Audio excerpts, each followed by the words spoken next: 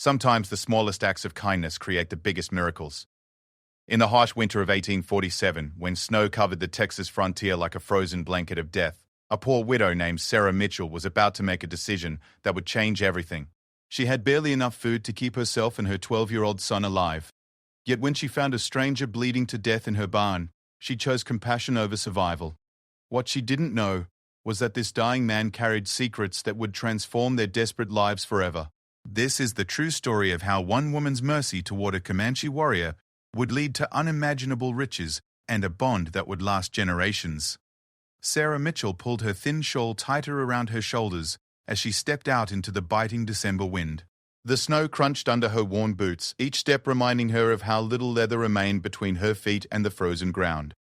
It had been 3 months since her husband Thomas died from fever, leaving her alone with their son Samuel on their small farm outside Fort Worth, Texas. The wind howled across the empty plains, carrying with it the promise of another harsh night.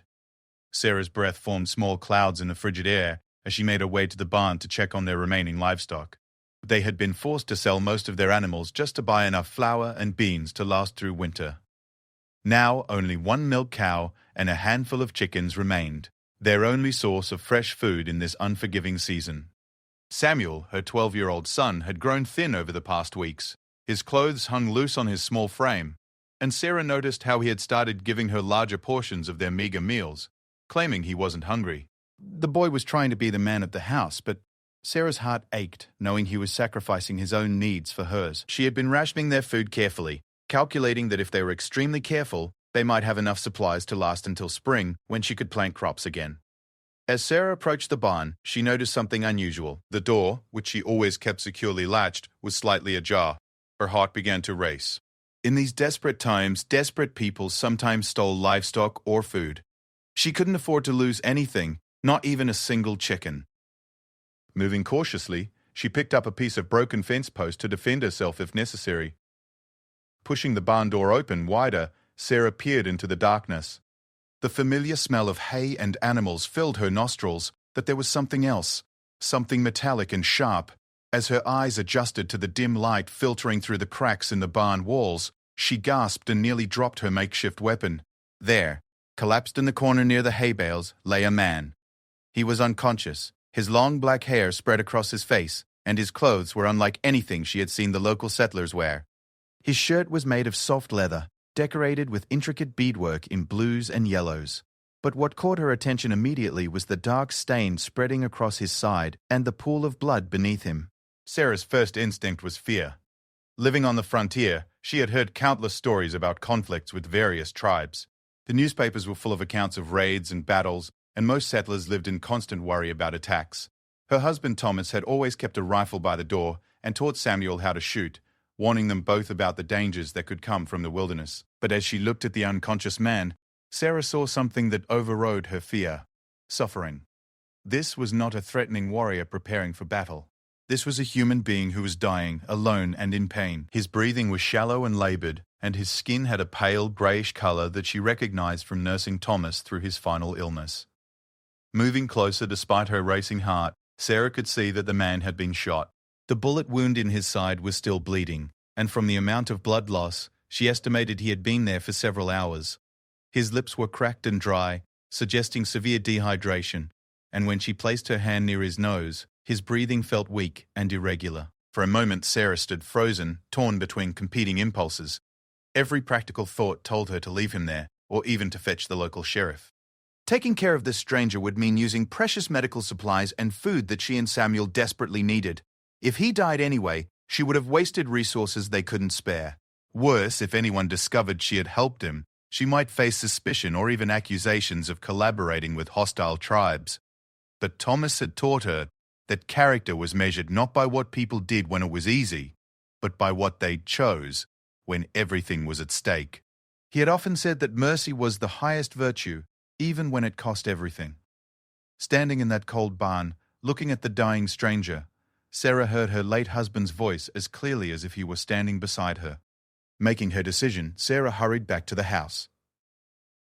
Samuel was inside, feeding small pieces of wood to their struggling fire to keep the house warm. When his mother burst through the door with an urgent expression, he immediately knew something was wrong. "Samuel, "I need you to help me," Sarah said, grabbing their small medical kit and a clean blanket. "There's an injured man in the barn, and he's going to die if we don't help him." Samuel's eyes widened with concern and curiosity. "Who is he, Ma? Is he one of the settlers from town?" Sarah hesitated for a moment before answering honestly.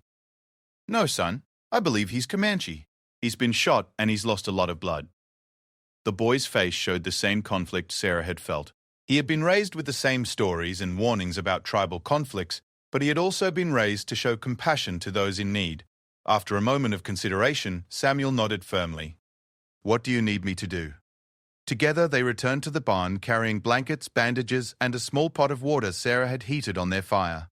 The man was still unconscious, his breathing even more labored than before. Sarah knelt beside him and began examining the wound more carefully. The bullet had entered his side just below his ribs, but from what she could tell it had passed through without hitting any vital organs. However, the continued bleeding and his unconscious state suggested he had lost a dangerous amount of blood and was likely in shock from the trauma and cold. Working quickly, Sarah cleaned the wound as best she could with their limited supplies. Samuel held the man's shoulders steady while his mother worked, showing remarkable composure for a 12-year-old boy facing such an intense situation. The stranger stirred slightly when Sarah applied pressure to stop the bleeding, mumbling words in a language neither she nor Samuel understood. "He's trying to say something," Samuel whispered, leaning closer to listen. Sarah nodded as she continued bandaging the wound. "He's probably delirious from blood loss and fever. We need to get him warm and try to get some water into him." They managed to move the unconscious man onto a pile of blankets, making him as comfortable as possible in the barn. Sarah knew they couldn't bring him into the house. If anyone from town discovered she was sheltering a Comanche warrior, the consequences could be severe for both her and Samuel. But she also knew that leaving him in the unheated barn might mean his death anyway. Samuel surprised his mother by suggesting they move some of their animals closer to where the man lay, explaining that their body heat would help warm the area. It was clever thinking that impressed Sarah, and reminded her of how resourceful her son had become since his father's death. As the afternoon wore on, Sarah and Samuel took turns checking on their patient. Sarah had managed to get small amounts of water between his lips using a cloth, and his breathing seemed to be stabilizing slightly. The bleeding had stopped, which was encouraging, but he remained unconscious and his skin was still dangerously cold. Evening was approaching, and Sarah faced another difficult decision. She needed to prepare their usual meager dinner, but she found herself wondering whether she should set aside some food for the stranger when he regained consciousness. Their supplies were already stretched thin, and adding another person to feed would significantly reduce their chances of surviving the winter. Samuel seemed to read his mother's thoughts as they walked back toward the house. "Ma," he said quietly, "I think we should share our food with him. Pa always said that doing the right thing was more important than taking the easy path." Sarah looked at her son with pride and amazement. Despite their desperate circumstances, he was ready to sacrifice his own well-being to help a stranger who many people would consider an enemy. His generosity reminded her powerfully of Thomas and strengthened her resolve to continue caring for the injured man. That night, Sarah lay awake listening to the wind howl around their small house. She thought about the stranger in their barn, wondering who he was and how he had come to be shot and bleeding on their property. She wondered about his family, whether someone somewhere was worried about him and searching for him. She thought about the risk she was taking by helping him, but she also thought about the kind of person she wanted to be and the example she wanted to set for Samuel. Just before dawn, Sarah wrapped herself in her heaviest coat and made her way back to the barn to check on her unexpected patient. As she approached his makeshift bed, she noticed immediately that something had changed. His eyes were open, dark and alert, watching her approach with a mixture of wariness and confusion. The stranger tried to sit up when he saw her, but the movement clearly caused him significant pain.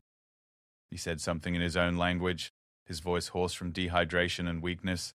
Sarah could see intelligence in his eyes and a strength that had somehow survived his ordeal. "You're safe," Sarah said softly, moving slowly so as not to frighten him. "You are badly hurt, but you're going to be all right." The man studied her face carefully, clearly trying to understand her intentions. Despite their language barrier, something in Sarah's gentle tone and concerned expression seemed to reassure him. He allowed her to help him drink some water, and even accepted a small amount of the warm broth she had prepared from their precious remaining vegetables. As the morning progressed, Samuel joined his mother in caring for their patient.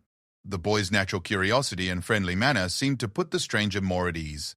Using gestures and simple words, they managed to establish basic communication. The man pointed to himself and said something that sounded like Ayana, which they took to be his name. Ayana's recovery was slow, but steady. Over the next several days, his strength gradually returned, and the wound began healing cleanly. Sarah was amazed by his resilience and the speed of his recovery. She had seen men die from less severe injuries, but this stranger seemed to have an extraordinary will to live. During his recovery, Ayana observed Sarah and Samuel carefully. He saw how thin they both were, noticed their patched clothes, and the sparse meals they shared with him despite their obvious need. He watched Samuel do chores that should have been handled by a grown man, and he saw the worry lines around Sarah's eyes as she tried to manage their struggling household. What impressed Ayana most was their kindness despite their circumstances. They had every reason to turn him away or even to harm him, yet they had chosen to save his life at considerable cost to themselves. He began to understand that he owed these strangers a debt that went far beyond his own survival. On the 5th day of his recovery, Ayana surprised Sarah by speaking to her in English. His accent was thick and his grammar imperfect, but his words were clear. "You save life. I not forget." Sarah realized that he had understood much more of their conversations than she had realized. The knowledge that he spoke English somehow made him seem less foreign and more human to her, and she began to see past the cultural differences to recognize a man of intelligence and dignity. "We couldn't leave you to die," Sarah replied simply. Anyone would have done the same. Ayana shook his head firmly. "No, many would leave. You choose mercy, this rare gift." As Ayana grew stronger, he began helping with small chores around the farm, despite Sarah's protests that he should continue resting. He had clearly been raised with strong values about repaying kindness, and he seemed determined to contribute however he could to the household that had saved him. Samuel was fascinated by their guest and spent hours learning about Comanche culture and traditions. Ayana taught him how to track animals in the snow, showed him techniques for starting fires in wet conditions, and shared stories about his people's connection to the land. In return, Samuel taught Ayana more English words and told him about their life before Thomas's death. Through these conversations, Sarah learned that Ayana was not just any tribal member. He spoke of responsibilities and duties that suggested he held an important position among his people. She began to suspect that helping him might have consequences she had never imagined, both positive and potentially dangerous. The winter days grew shorter and colder, but the presence of their unexpected guest brought a new energy to the Mitchell household. Despite their ongoing struggles with food and fuel, Sarah found herself feeling more hopeful than she had since Thomas's death. Samuel was learning valuable skills and gaining confidence from his interactions with Ayana, and Sarah herself felt less alone in facing the challenges of frontier survival. However, Sarah also knew that their situation remained precarious. Ayana was nearly fully recovered, and soon he would need to return to his own people. When that happened, she and Samuel would once again face the long winter with inadequate supplies and no prospect of help until spring. The kindness they had shown might soon leave them worse off than before, but Sarah felt no regret about her decision. What she couldn't have anticipated was that Ayana had been observing more than just their character during his recovery. His keen eyes had noticed details about their land that even Thomas had never recognized, and his knowledge of the frontier held secrets that would soon transform their desperate situation into something Sarah could never have imagined possible. On the 10th day of Ayana's recovery, something extraordinary happened that would change everything for Sarah and Samuel Mitchell. The morning had started like any other since their unexpected guest had arrived. Sarah was preparing their usual breakfast of thin porridge and weak coffee, stretching their dwindling supplies as far as possible, when Ayana approached her with an expression of serious determination. "Sarah," he said, his English now noticeably improved from days of conversation with her and Samuel. "I must tell you something important. You have been kind to stranger, but you do not know who you save." Sarah paused in her cooking, sensing that whatever Ayana was about to share would be significant. Samuel, who had been feeding their chickens, came closer to listen, drawn by the solemnity in Ayana's voice. Ayana looked directly at Sarah, his dark eyes reflecting both gratitude and something deeper. "My people, they call me Chief Running Bear. I am leader of band that travels between here and Mexico. I have responsibilities. Many people depend on me." The revelation hit Sarah like a physical blow. She had suspected that Ayana might hold some position of authority among his people, but she had never imagined she had been caring for an actual chief. The implications were staggering. If word spread that she had harbored a Comanche leader, the reaction from other settlers could be violent and swift. Samuel's eyes widened with amazement rather than fear. "You're really a chief?" he asked, his 12-year-old curiosity overriding any concerns about danger. Ayana nodded gravely. "Yes, young Samuel. But more important than my title is debt I owe to your family. You saved my life when you could have left me to die. This creates sacred bond among my people." Sarah felt her heart racing as she considered the complexity of their situation. "Ayana," she said carefully, "we helped you because it was the right thing to do. We don't expect anything in return." "This I know," Ayana replied. "This make your gift even more precious. But in my culture, such kindness must be honored. I cannot return to my people until I repay what you have given me." Over the following days, Ayana began to reveal more about himself and his circumstances. He explained that he had been shot during a conflict with a group of Mexican raiders who had been stealing horses from both Comanche and settler communities. He had been pursuing the thieves alone when they ambushed him, leaving him for dead before escaping with their stolen livestock. What made Ayana's story even more remarkable was his position among the Comanche bands in the region. Unlike many chiefs who led through warfare, Ayana had built his reputation as a negotiator and trader. His band controlled several important trading routes between Texas, New Mexico, and he had accumulated significant wealth through years of successful negotiations and business relationships. "My people," Ayana explained to Sarah and Samuel one evening as they sat around their small fire, "we are not just warriors. We are traders, craftsmen, healers. I have spent many years building relationships with Mexican merchants, other tribal leaders, even some American traders who understand that peace brings prosperity to all." Samuel was fascinated by these revelations. "Do you really have treasure like the stories say?" Ayana smiled at the boy's direct question. "What white people call treasure, my people call tools for survival and prosperity. We have horses, yes, many horses. We have silver from Mexico, turquoise from desert tribes, furs from northern territories, but most valuable treasure is knowledge of land and trade routes." As Ayana continued to recover his strength, he began studying the Mitchell property with the expert eye of someone who had spent decades traveling across the frontier. He walked the boundaries of their small farm, examined the creek that ran through their land, and spent long hours looking at rock formations and soil conditions that seemed unremarkable to Sarah and Samuel. One afternoon, while Sarah was mending clothes and Samuel was practicing the tracking skills Ayana had taught him, their guest returned from one of his explorations with an expression of barely contained excitement. "Sarah," he said, sitting down across from her with unusual urgency, "I must ask you about your land." "How long has your family owned this place?" Sarah looked up from her sewing, puzzled by the intensity of his question. "Thomas bought it from the land office 3 years ago. It was part of a larger tract that the government was selling to encourage settlement. Why do you ask?" Ayana was quiet for several moments, clearly weighing his words carefully. "In my travels through this region, I have learned many things about the land that government men do not know. There are places where Earth holds special gifts, but only those who know how to read signs can find them." Sarah's attention was now completely focused on what Ayana was saying. "What kind of signs?" "Your creek," Ayana said, pointing toward the small stream that provided their water supply. "It follows path that is very old, maybe thousands of years old. In certain places, water carries more than just water." Samuel had stopped his practice and come over to listen, sensing that something important was being discussed. "What do you mean, Ayana?" "Samuel, bring me small pot and cloth," Ayana instructed. "I show you something that will change everything for your family." Curious and somewhat skeptical, Sarah and Samuel followed Ayana down to the creek. He led them to a spot about 100 yards from their house, where the creek made a sharp bend around a large boulder.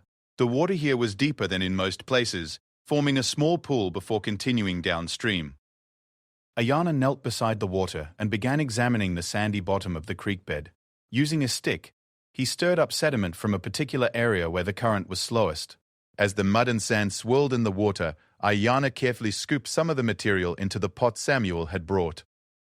"In Mexico," Ayana explained as he worked, "I have traded with men who search for precious metals in streams like this. They teach me to read water, to understand what mountains give to rivers over many years." Using the cloth, Ayana began a process of washing and straining the sediment from the creek bottom. Sarah and Samuel watched, fascinated but still not understanding what he was hoping to find. The process seemed to take forever, with Ayana repeatedly adding water, swirling the contents of the pot, and carefully pouring off the lighter materials. Finally, after nearly an hour of patient work, Ayana held up the pot to show them what remained in the bottom. Sarah gasped and Samuel's eyes widened in disbelief. There, gleaming in the afternoon sunlight, were several small nuggets and flakes of what could only be gold. "This is why I ask about your land," Ayana said quietly. "Your creek, it carries gift from mountains. Not much in each place, but in 3 years since you live here, much gold has washed through your property." Sarah stared at the tiny nuggets, her mind struggling to process what this discovery might mean. Throughout the harsh winter, while she had been worrying about having enough food to survive, they had been living above a source of potential wealth that could solve all their problems. "How much do you think might be there?" Samuel asked, his young mind already racing ahead to the possibilities. Ayana's expression became more serious. "That is a question that requires careful answer. This type of deposit, it can be small gift that lasts few months, or it can be blessing that provides for many years. Only way to know is to work systematically, to learn the patterns of where gold settles." Over the next several days, Ayana taught Sarah and Samuel the techniques he had learned from Mexican prospectors. He showed them how to read the creek bed, how to identify the spots where heavy materials would naturally accumulate, and how to process the sediment to separate gold from worthless sand and rocks. The work was exhausting and often frustrating. Some areas of the creek yielded nothing but mud and pebbles, while others provided tiny flakes that seemed hardly worth the effort to collect. But gradually, following Ayana's guidance, they began to accumulate a small but growing collection of gold. More importantly, Ayana taught them to work systematically and sustainably. Many white prospectors, he explained, they work like hungry wolves, taking everything quickly and destroying the source. Better to work like patient hunter, taking only what you need and leaving system in place to provide for future. As word of their discovery remained secret between the three of them, Sarah began to understand that Ayana was giving them far more than just knowledge about finding gold. He was teaching them a completely different approach to their relationship with the land, one based on long-term thinking and sustainable practices. The transformation in their daily life was gradual but remarkable. Instead of spending their days worrying about surviving the winter, Sarah and Samuel now had a purpose that filled them with hope and energy. The physical work of gold prospecting was demanding, but it was also productive and rewarding in ways that their previous farming efforts had never been. Ayana also began teaching them about the broader economic realities of frontier life. He explained how gold could be traded for supplies and livestock, how to assess the fair value of their finds, and how to avoid the attention of less scrupulous individuals who might try to cheat them or even forcibly take their discovery. Most important lesson, Ayana told Sarah one evening as they sat counting the day's collection by lamplight, is that wealth means nothing if you cannot protect it. My people have learnt this through many generations of dealing with those who would take what belongs to others. Sarah was beginning to understand that Ayana's gift to her family extended far beyond the gold itself. He was providing them with knowledge, skills, and perspective that would serve them for the rest of their lives. The man she had found dying in her barn was repaying her kindness with lessons that could transform not just their immediate circumstances, but their entire future. However, Sarah also realized that their situation remained delicate. Ayana had not yet returned to his people, and his continued absence might eventually cause concern among his band. Additionally, the presence of a Comanche chief on her property remained a potential source of danger if discovered by hostile settlers or military patrols. One evening, as they were preparing dinner with supplies that had been purchased with their first gold trading expedition to town, Ayana brought up the subject that had been weighing on all their minds. "Sarah," he said, "I must soon return to my people. They will be worried, and I have responsibilities that cannot wait much longer." Sarah felt a mixture of gratitude and sadness. Ayana had become not just a guest but a teacher and friend, whose presence had enriched their lives in countless ways. The thought of losing his guidance just as they were beginning to understand the potential of their discovery was troubling. "We understand," Sarah replied, though her voice betrayed her reluctance to see him go. "You've already given us so much more than we ever expected." Ayana shook his head firmly. "What I have given is small payment for life you saved. But I do not leave you without protection and support. I have a plan that will ensure your safety and prosperity for many years to come." Samuel looked up from the book he had been reading by the firelight, one of several new books they had been able to purchase with their gold finds. "What kind of plan?" Ayana's eyes reflected the firelight as he spoke. "My band controls trade route that passes near your land. With your permission, I establish permanent trading post here. This brings protection, regular income, and friendship that will last for generations." Sarah considered the implications of Ayana's proposal. A trading post would indeed provide protection and income, but it would also change their quiet life dramatically. What would that mean for us?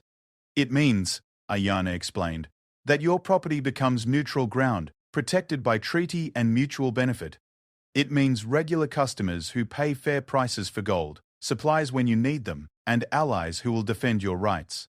The proposal was both exciting and intimidating, but Sarah could see the wisdom in Ayana's thinking. Their isolated farm had always been vulnerable to various threats, from harsh weather to hostile strangers.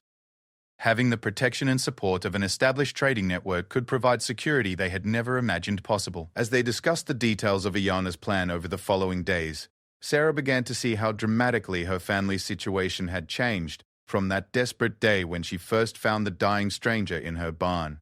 Not only had they discovered a source of ongoing income through the gold deposits on their land, but they were being offered an opportunity to become part of a larger community based on mutual respect and benefit. The winter that had begun with such desperation and fear was ending with possibilities that Sarah had never dared to imagine. But she was also beginning to understand that the greatest treasure Ayana had brought them was not gold or business opportunities, but the knowledge that kindness and courage could create bonds that transcended cultural differences and transform lives in the most unexpected ways. Spring arrived early that year, bringing with it changes that would establish the Mitchell family's prosperity for generations to come. As the snow melted and revealed the creek running full and clear through their property, Sarah stood at her kitchen window, watching Samuel and Ayana work together to build the first structures of what would become the most successful trading post in the region. The transformation had begun 3 weeks earlier, when Ayana's band arrived at the Mitchell property. Sarah had been nervous about meeting an entire group of Comanche people, but Ayana had prepared his followers carefully for this unusual arrangement. When they arrived, it was not as warriors or strangers, but as business partners and friends who understood the sacred debt their chief owed to this white woman and her son. The leader of Ayana's advance party was his younger brother, a man named Grey Wolf who spoke excellent English and served as the band's primary negotiator with Mexican and American traders. Grey Wolf had listened to Ayana's account of his rescue with amazement and immediately understood why his brother felt obligated to ensure the Mitchell family's permanent prosperity and protection. "My brother tells me you saved his life without knowing who he was," Grey Wolf had said to Sarah during their first meeting. "This kind of pure generosity is rare in our world. It deserves a response that will honor your courage for all time." Under Ayana's direction, the construction of the trading post proceeded with remarkable efficiency. The Comanche workers had extensive experience in building structures that could withstand frontier weather while serving multiple purposes. The main building was designed to function as both a store and a secure warehouse, with living quarters attached for the permanent staff who would manage operations. Sarah was amazed by the level of planning and organization that went into the project.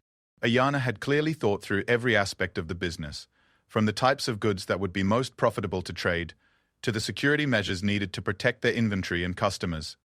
This was not the work of a simple warrior, but of a sophisticated businessman who understood economics, logistics, and long-term strategic planning. The trading post would serve multiple types of customers. Mexican merchants traveling north with silver, leather goods, and exotic items would stop to trade for furs, horses, and information about conditions further along their routes. American settlers heading west would find essential supplies, equipment, and guidance about the challenges they would face. Other tribal groups would come to trade for goods they couldn't produce themselves and to exchange news about political and economic developments across the region. But Ayana's most ingenious innovation was the way he incorporated the Mitchell family's gold discovery into the larger business plan. Rather than encouraging them to mine aggressively and attract unwanted attention, he helped them establish a system for gradually and discreetly converting their gold into diverse investments that would provide long-term security. Gold in ground is potential wealth, Ayana explained to Sarah as they watched construction progress. Gold in hand is immediate power, but gold invested wisely is security for children's children. Working with Grey Wolf, who had extensive experience in financial dealings with merchants throughout the Southwest, Sarah learned to purchase land, livestock, and trading goods that would appreciate in value over time. Within 6 months, the Mitchell family had transformed from desperate subsistence farmers into prosperous landowners, with diversified assets and multiple sources of income. The gold discovery continued to yield regular returns, but now it was just one component of a much larger economic enterprise. Samuel, who had shown remarkable aptitude for languages and mathematics, became an essential part of the trading post operations. He learned to speak Spanish and enough Comanche to communicate with customers, and his natural friendliness made him popular with travelers from all backgrounds. More importantly, Samuel's relationship with Ayana had evolved into something like an apprenticeship in leadership and business management. The Comanche chief recognized intelligence and character in the boy that reminded him of his own youth, and he began deliberately preparing Samuel to eventually take over management of the trading post operation. "Your son," Ayana told Sarah one evening as they reviewed the day's business records. "He has gift for bringing people together. This is rarer than gold, more valuable than horses. With proper training, he will become leader who builds bridges between different worlds."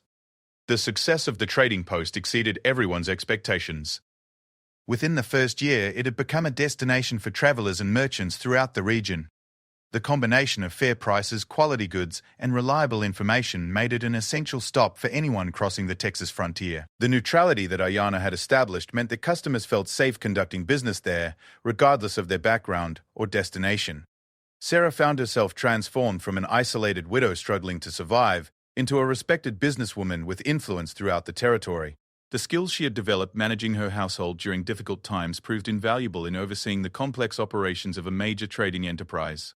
Her reputation for honesty and fairness spread among the diverse customer base, enhancing the trading post's reputation and profitability.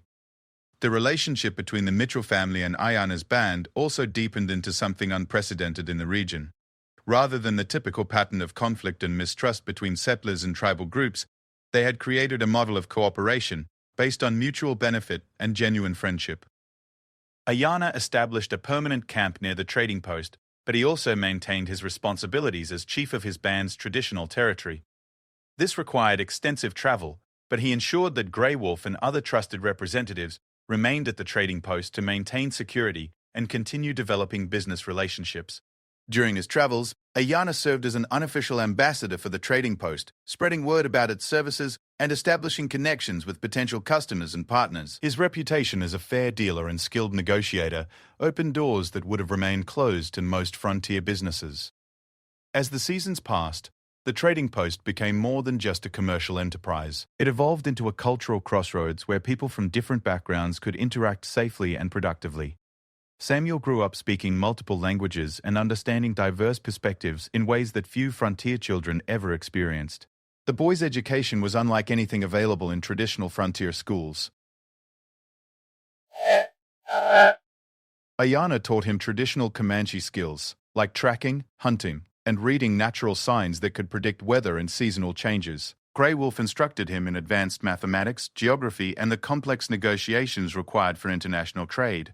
Mexican merchants shared knowledge about southern markets and business practices, while American travelers brought news and ideas from eastern cities and territories. Sarah watched her son develop into a young man with capabilities and perspectives that would have been impossible in their previous isolated circumstances. Samuel's confidence grew from his success in managing increasingly complex responsibilities. But he also maintained the compassion and integrity that had led his family to help a dying stranger years earlier. The trading post's influence extended far beyond its immediate economic impact. It became a source of reliable information about political developments, weather patterns, and economic opportunities throughout the region. Travelers knew they could get accurate advice about routes, conditions, and potential dangers, making it an essential resource for safe frontier travel. Sarah also found herself playing an unexpected role as an informal mediator in disputes between different groups who used the trading post. Her reputation for fairness and her unique position as a trusted friend of both settlers and Comanche people made her a natural choice when conflicts needed resolution.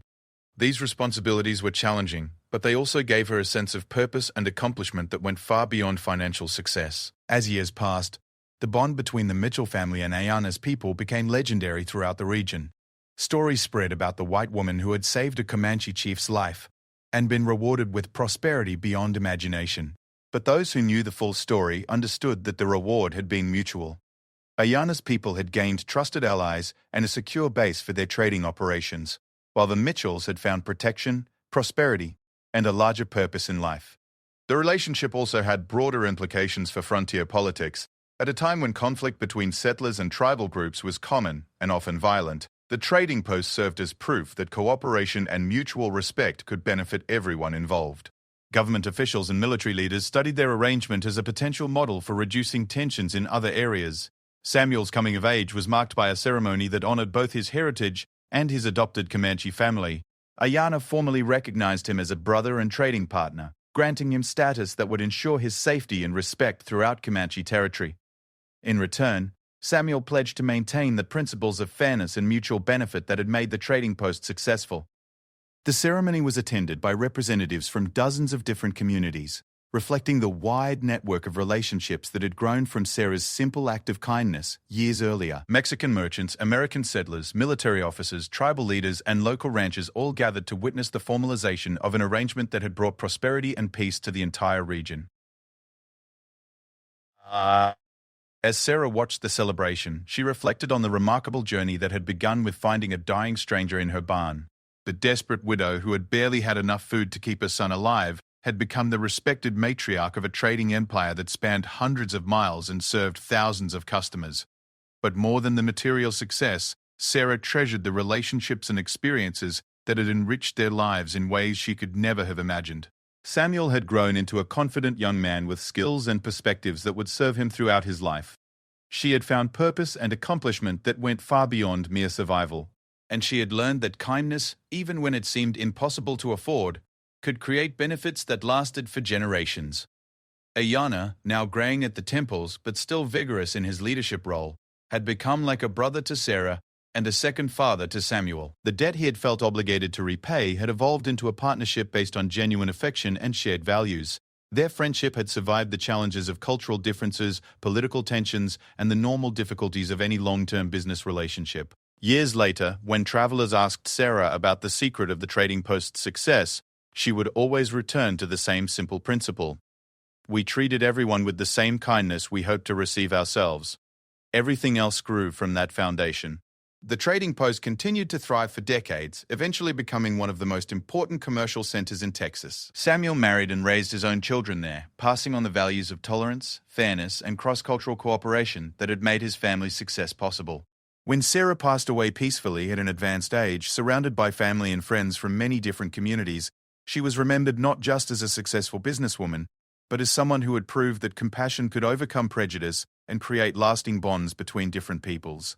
Ayana outlived his friend by only a few years, but their partnership had created institutions and relationships that would endure long after both were gone. The trading post remained in the Mitchell family for generations, serving as a reminder that the most valuable rewards often come from the simplest acts of human kindness. The story of Sarah Mitchell and Chief Running Bear became part of frontier legend, told around campfires and in trading posts throughout the Southwest. But for those who had lived through the experience, it was more than just a story about dramatic rescue and unexpected reward. It was proof that courage, compassion, and integrity could create possibilities that seemed impossible, and that true wealth came not from what people accumulated, but from the relationships they built and the principles they upheld. The creek still runs through the old Mitchell property, occasionally yielding flakes of gold to those who know how to look for them. But the greatest treasure was never in the ground. It was in the decision of a desperate woman to choose mercy over self-preservation, and in the response of a grateful man who understood that such kindness deserved a lifetime of loyalty and support. Their story continues to inspire people who face their own impossible choices between safety and compassion, reminding them that the greatest rewards often come to those who have the courage to do what is right, even when they can't afford to take the risk.